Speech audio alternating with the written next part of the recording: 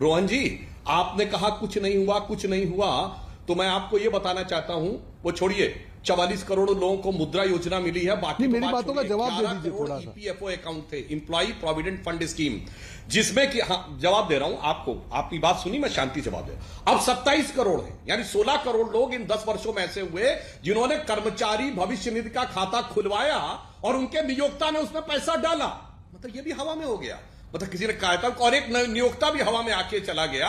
चलिए वो आपको नहीं समझ में आ रहा है, तो मैं आपको एक और छोटी बात बता देना चाहता हूं। अभी आपने बड़ा शिद्दत से आम आदमी पार्टी का पक्ष लिया, जिसने जाकर छत्तीसगढ़ में कहा सबसे भ्रष्ट मुख्यमंत्री भूपेश बघेल, गजब है साहब। और आप दिल्ली में कहते हैं कि केजरीवाल ने दारू का घोटाला किया, इसको सजा होनी चाहिए, गजब है साहब। उसके बाद आप आके एक हो जाते हैं, तो सबको समझ में आता है ये इंडी गठबंधन क्या कर रहा है, और साइकोलॉजिकल हम नहीं कर रहे हैं। रोहन जी, आप सोचिए कि 2019 के चुनाव में आपकी पार्टी के युवराज चुनाव हारने के बाद उत्तर प्रदेश छोड़े थे, और आज आदरणीय सोनिया जी यानी आपकी पार्टी की राजमाता ने चुनाव से पहले ही उत्तर प्रदेश छोड़ दिया, यानी अब अमेठी रायबरेली जीतने की स्थिति नहीं रहेगा। इसमें कोई साइकोलॉजिकल देखने की जरूरत नहीं है। क्या साइकोलॉजिकल है, वो बिल्कुल फैक्चुअल दिख रहा है। जिसे अंजना जी, एक फिल्म की डायलॉग होता था ना कि जंग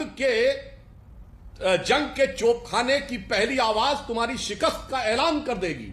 यहां तो चुनाव की घोषणा भी नहीं हुई, यानी जंग का चोपखाना बजा ही नहीं और शिकस्त का ऐलान मान लिया गया। साइकोलॉजिकल बात हो या फैक्चुअल बात हो, सब में देख लीजिए एकदम मामला पूरी तरीके से क्लियर है कि आएगा तो मोदी ही।